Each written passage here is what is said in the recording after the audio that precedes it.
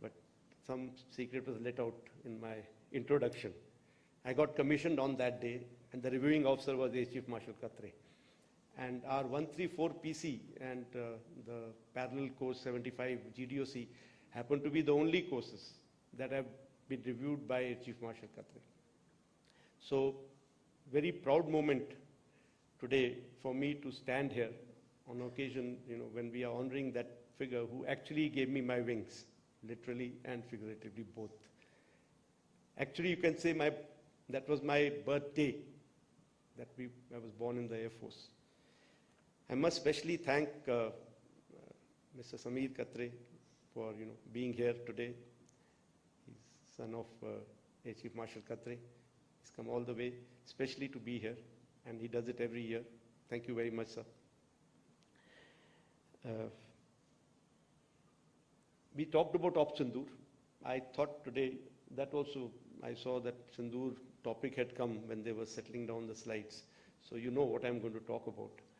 When just now there was, somebody said that a lot of good work done and my name was being taken. I get a feeling as if I am that non-playing captain whose team does very well, but the accolades go to that captain. So I wish I was in the cockpit doing something actual, but I fought this war from an air-conditioned ops room or air-conditioned office. But yes, that is how life is. And I'll say I can't praise my team. I can't get words to praise them. They have done exceptionally well, and I'm very, very proud of my team, the entire Indian Air Force. And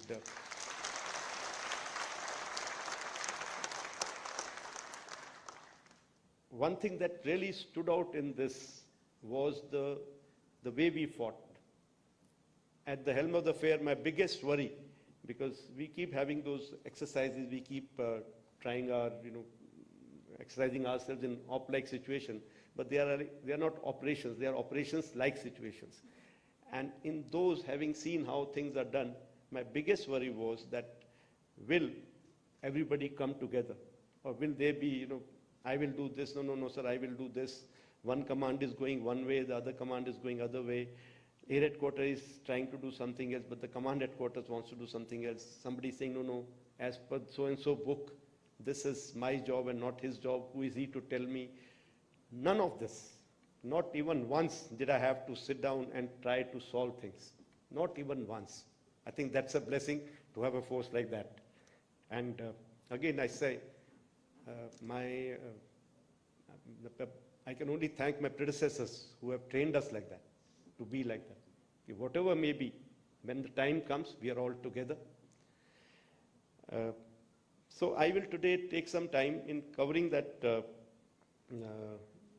Operation Sindoor, and this will be, from my perspective, what we did, and in the end, I will also cover some takeaways from it, whatever, what was responsible for success. Like I just now covered one part, but I will try and cover some points on that.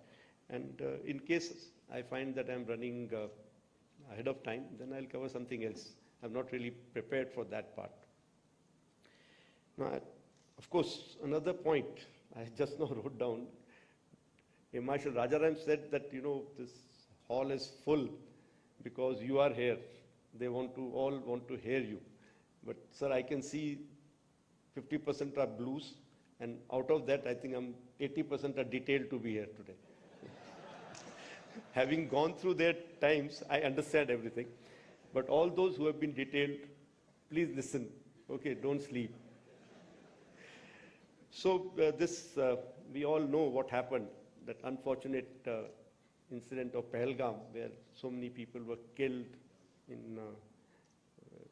The nation had to respond. And all that is in open media, how we were trying to achieve some things diplomatically. At the same time, we had to give them a befitting reply. We had also said, it was made very clear that this time it should be an emphatic thing that we do. We must send the message across loud and clear to them. It should not be something just limited to launch pads and training areas. It should be, if their leadership, the terrorist leadership should be challenged. So we were all called in, and we discussed a few options. Then all the other agencies also joined in. And then we decided on those 9 targets. I don't know how clear it is here. From my angle, it's not looking very clear, the text part of it. Like you see, I can make it easier for you by the red dots that you see on the map were the 7 targets that were very close to the border and LC, and they were to be taken on by Army with their integral weapons.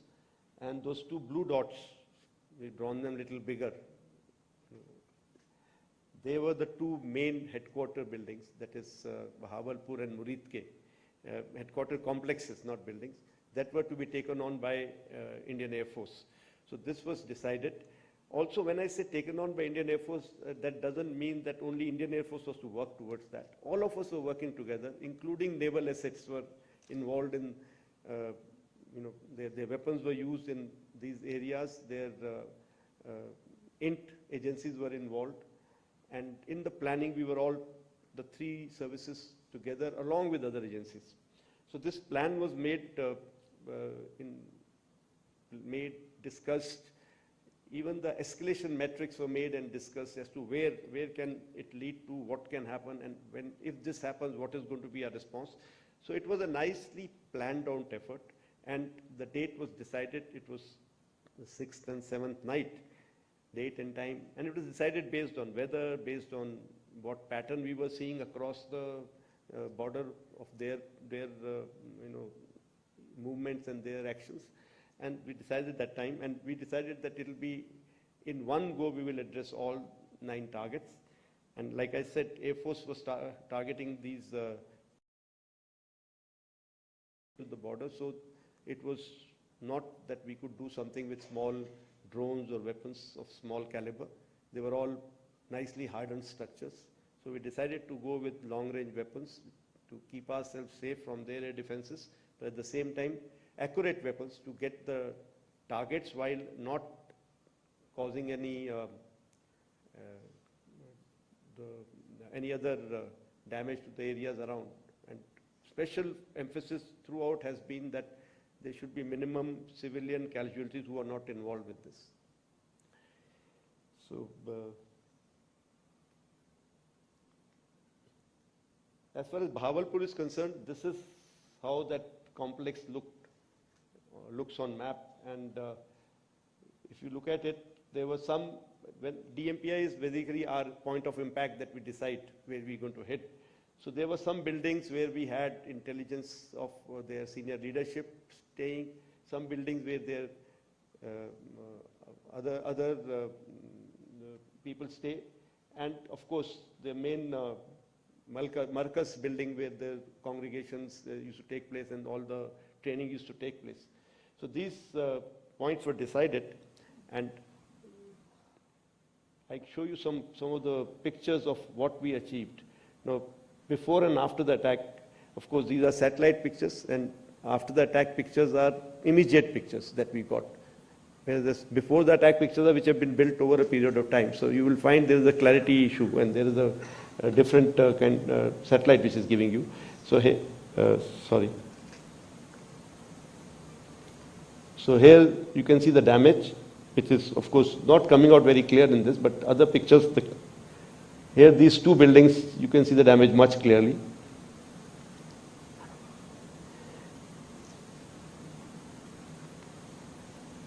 Again, another big set of buildings, and you see the damage that is coming out. What I can show you here is there's hardly any collateral that you see. Of course, from that distance, it is not very easy to make out, but still all the adjacent buildings are fairly intact. The buildings that were targeted were based on intelligence. And this is the main building of theirs, where the weapons have gone in, and it's badly damaged. Now, one thing which was good this time was that not only did we have these satellite pictures, we also had a lot of input from the locals, media, which was giving us the inside pictures, because these were areas which were open to public kind of areas also. So there were a lot of people who were going in and out. So on the net, we could get pictures like this and videos like this. This is the same building that I just showed you. You look at the damage that has been caused inside. It's all on the open net available. So I've also picked up from there.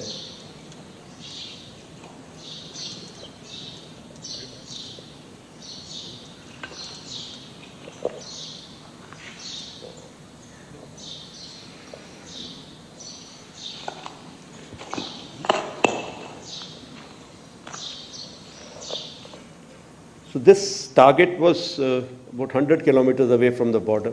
We did not have a way to send a BDA mission that far away. So the damage assessment has been done based on only the, or accuracy assessment has been done based on damage that we see on the pictures from the satellites and also what we got from the media.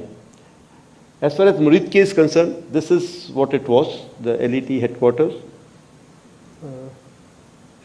This is shifted. I think something is on that.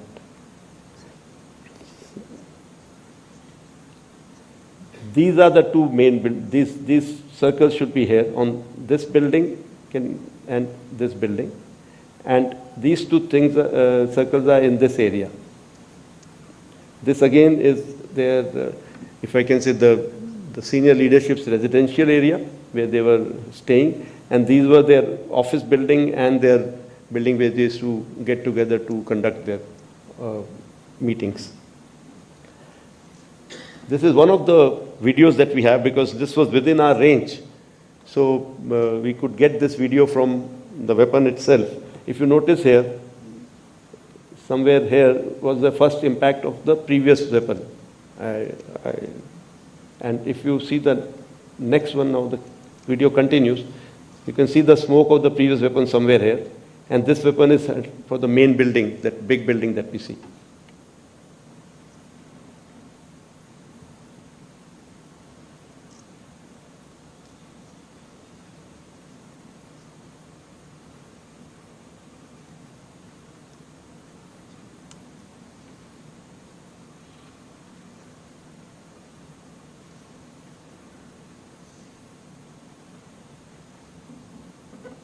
That was the point of impact. And this is the damage that you see on the, they've sorted me out here, my team. So before attack, these were DMPI 3 and 4.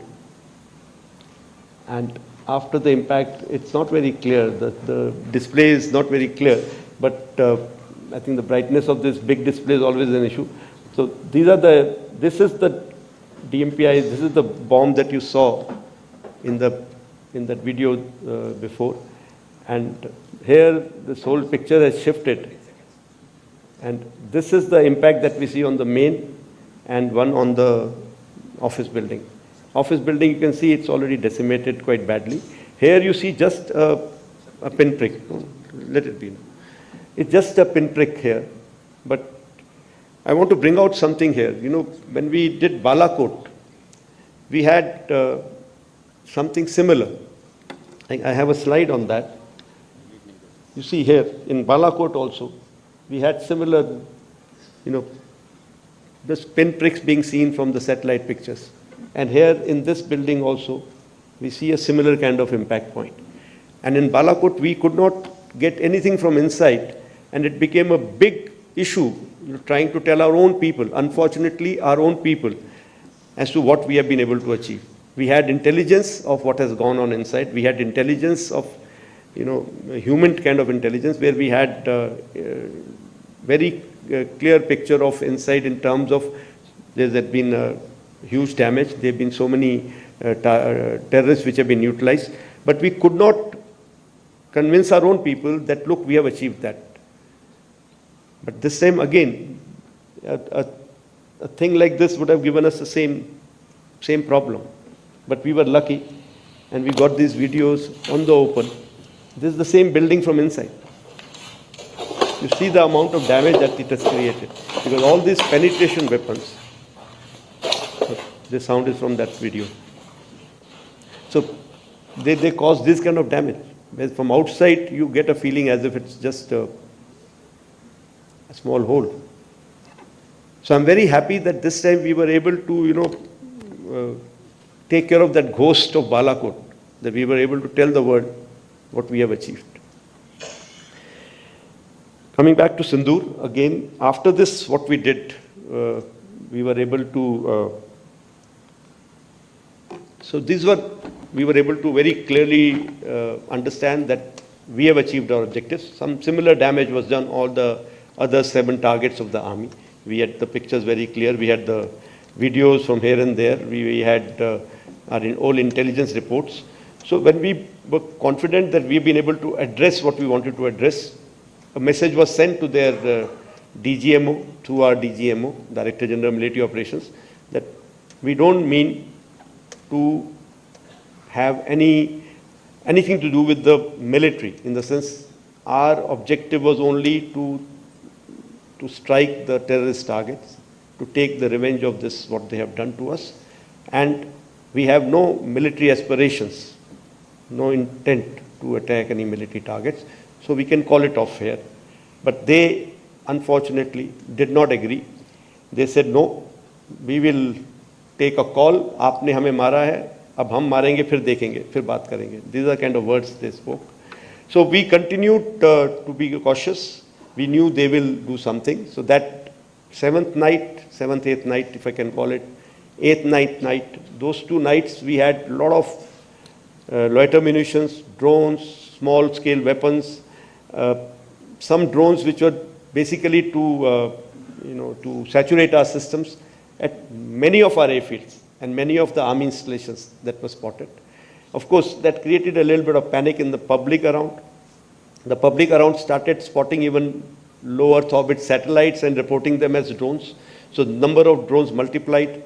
Just imagine if there's a LEO satellite, let's say 4 or 5 of them, which are being spotted in one part of the city.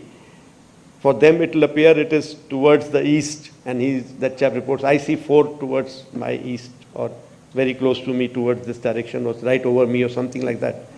And same thing is reported by 5 more people in the same city, from different corners, because it's like everybody reporting, I've got 1 sun in my area, and we keep adding and say, oh, there are so many suns over there today. So that is what happened that night, those 2 nights. So a lot of reports that we got were even these reports, and it was becoming very difficult to filter out. But our local commanders did exceptionally well. They were able to take charge of the situation, and many of the actual ones were neutralized using our own anti-drone systems, using our own even anti-aircraft guns were used to neutralize some of those drones which came over us. And what happened was many of them were not weaponized, because when we realized that they were actually, either they were doing some kind of survey, or they wanted to saturate our system so that we can open our air defenses, open up our radars, and they can get some alert from us. There were few of them which were weaponized, and our anti-drone systems really worked very well, and we were able to get rid of, we were able to survive those attacks without a single damage to our any of the installations. And in response, we also sent our loiter munitions to some of their radar targets or SAGW targets which were close to our bases, close to our border. And we did achieve some success in that. Some of them, of course, were sending videos back to us, so we could get that, the result immediately. Some of them, of course, we had to wait for our satellite imagery to come in. So we did achieve some success in that, and we kept ourselves very calibrated. We did not want to escalate unnecessarily, because for us, the immediate, the Operation Sindoor, the objectives were to take care of terrorist camps and terrorist infrastructure, and that was taken care of. So here is one of the videos that we have of a radar being attacked by one of our loiter munitions. This is the control cabin, which is the which has been attacked. I've cut it short a bit because after this it goes into where the system can be seen, which system we are operating, which I want to not give out in open. Some of the pictures of other radars, Arifwala, here after the radar attack, you can see there are soot marks here.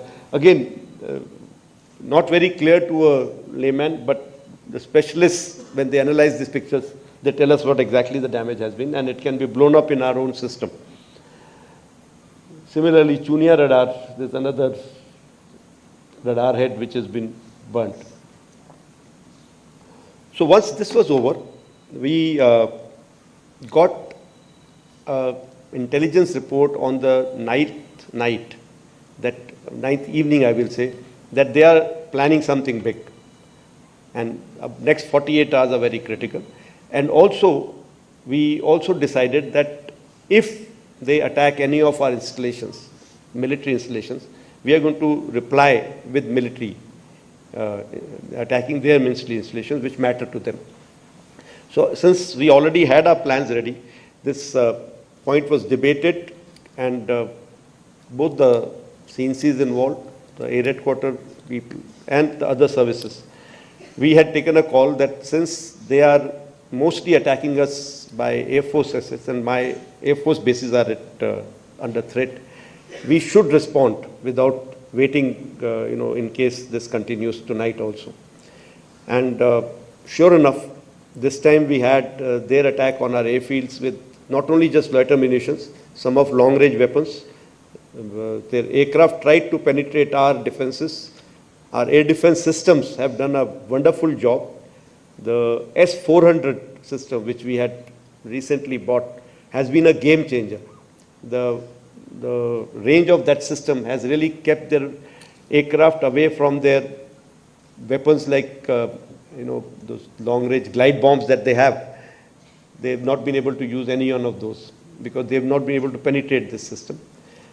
And during our first night, sixth, seventh night, also air defense system had ensured that when they did their repost, the seventh night, also air defense system had ensured that when they did their repost, very massive build-up taking place, but once the first missile was fired from our side from the ground, we suddenly found that that dissipation of that build-up. Also, we have some kills that we have got from our SAGW systems, because every time you fire a weapon on a track, you do get a feedback as to whether it is to be treated as a kill or not, because till when is that blip remaining and where is your missile going. So that I will talk about a little later. So 9th, 10th night again, a large number of their attacks on most of our airfields. The airfields like Adampur, Srinagar, Avantipur, they took the brunt of it actually. And many other airfields. From north to south, they tried to penetrate various classes of drones, including weaponized. We were able to neutralize most of their weapons by either countermeasures, some of them by using our air-to-air guns, as well as SAGWs. Systems like Akash and all have taken down many of their loiter munitions which have come in, the weaponized ones. None of their aircraft could come anywhere near the boundaries of Akash and even MR-SAM. All their aircraft were taken on by LR-SAM because they were trying to stay away, but still they were within our ranges at times, and that is the opportunity targets that we got. As far as our offensive was concerned, so that night we held no hold bar, we didn't have any hold bar, and we decided that we will go attack at Pan front, we will stretch his resources, and the idea was once again not to attack one particular airfield and decimate that airfield. Idea was to give him that feeling or give him that indication that, look, we can attack you deep inside at will wherever we want to. So some of the places that were attacked, like this is a command and control center at their Noor Khan base. This is the after attack, and this is before attack. Rahim Yar Khan base. This is based on specific intelligence. We had taken a call that here we have to attack the airfield. So the airfield was attacked and their building, the main building where their planning goes on, which is also used as a civil terminal building also at times. As far as Sukur airfield is concerned, we attacked their UAV hangar and a radar site. You have the visuals available here. This is the hangar which has been flattened, and this is the radar site which is before and after. Bolari, again, an AW&C hangar was attacked, and here we have a very clear hint that there was an aircraft inside when this attack took place. Sargodha, we've grown up in our Air Force, dreaming about days like this. Someday we'll get a chance to go there. And so it just so happens that I got my chance just before I retired. So we attacked the airfield there because we had very hard hint on F-16s taking off from there, and the ones who were attacking us in Srinagar as well as in Adhampur. So we took on the airfield there. Again, intentionally not taken on certain other installations in this airfield because of some kind of calculation by us that may lead to unnecessary escalation. And this is the last slide I have on this. That is Shahbaz, their Jacobabad airfield, one of them, again, a major airfield that was attacked. And here there's an F-16 hangar, which you can see here. And here, this is the photograph again from open source, from one of their earlier picture of the same hangar. And here, that hangar, which is one half of the hangar is gone. And I'm sure there were some aircraft inside which have got damaged there. So if I can just sum it up, what we were able to get there at least 2 command and control centers in like Murid and Chaklala that I have shown you one of the pictures. At least 6 radars. Some of them big, some of them small. 2 SAGW system, that is in Lahore and Okara. Then, of course, runway at Sargodha and Rahimia Khan. 3 hangars that we attacked. One was, of course, Sukur, the UAV hangar, the Bolari hangar of AW&C, and Jacobabad, the F-16 hangar. And we have indication of at least 1 AW&C in that AW&C hangar, and a few F-16s which were under maintenance there. Apart from these, the SAGW systems, mostly from, I'm talking about fighter aircraft are from S-400. We have at least 5 fighters confirmed kills and 1 large aircraft, which could be either an Elint aircraft or an AW&C aircraft, which was taken on at a distance of about 300 kilometers. This is the actually largest ever recorded surface-to-air kill that we can talk about. And apart from, of course, this, there are a large number of UAVs, drones, some of their missiles which have fallen in our territory. We have recovered a lot of wreckage from these, which now is being studied so that we can make out what did they do, where were they launched from, what route did they follow, what kind of system do they have, whether they have, what I mean to say, what generation those systems belong to, what all features do they have. So that study is going on, and it is going on even in coordination with DRDO. If required, we will also take some other industries' help for that. So I can say that it was, more of the high-tech war which was fought. In about 88, 90 hours of war, we were able to achieve, so much of damage to their system that it was very clear in their mind that in this current situation, if they continue, they are going to continue paying for it more and more. So they have come forward and sent a message again through DGMO ki hum baat karna chahte hain, and which was accepted from our side. And when I say our side, it's not just the Air Force, it's the joint decision that was taken, and it was taken even at the highest level.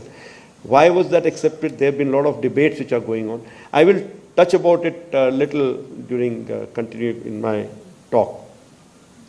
So that actually brings me to the end of my slides. Now, I want to talk about something like, if I can say, what were the reasons for success? One, which I can think of, is that there was political will. I'm being very, very candid here, very open here, because I hear various versions of it. I think if I tell you something, people will have to believe, because I was there listening to everybody, attending every meeting. There was very clear political will, very clear directions which were given to us, and there were no kind of restrictions which were put on it. Many people have spoken somewhere. Unfortunately, everybody is speaking about it. कि कुछ ना कुछ मैं बोल दूंगा इस बारे में. So there have been talks about, was there any restriction? Were you kept constrained? If there were any constraints, they were self-made. We, the forces, decided what will be our rules of engagement. We, the forces, decided what will be the escalation ladder that we want to ride on. We decided how we want to control the escalation. So I want to make it very clear. There were no, I repeat, no restrictions on us. Full freedom was given to us to plan and execute. I must say that, that our attacks have been calibrated because we wanted to be mature about it. A little bit on that I'll come to later. There was synchronization between forces. All four of us, CDS, the three chiefs. I must say here that the post of CDS has made a difference there. He was there always to get us together, discuss things out, iron things out. Wherever required, we all used to go to the senior leadership and discuss things out. NSA played a very, very big role, in getting all the other agencies and forces together. So there were so many meetings conducted, and whenever there was any doubt as to what next step. And most of the things that we did was before this event started, the Operation Sindoor started, because we wanted to threadbare discuss what are the eventualities, what are the possible outcomes, what should be our reaction, how we should react. So when the operations were going on, it was just on telephone, some calls telling them what we are doing. There were not much of discussion going on, should we do this now, what do we do now, what do I do? No, I had the full freedom. And like I said, the way Air Headquarters team and the command headquarters, the way we worked together, it was actually a dream come true. So when that, these things were going on, the routine generally is very disturbed during that time, because you don't know when the meeting will come up. So I used to come home once a day, just quick change and go back and sit there.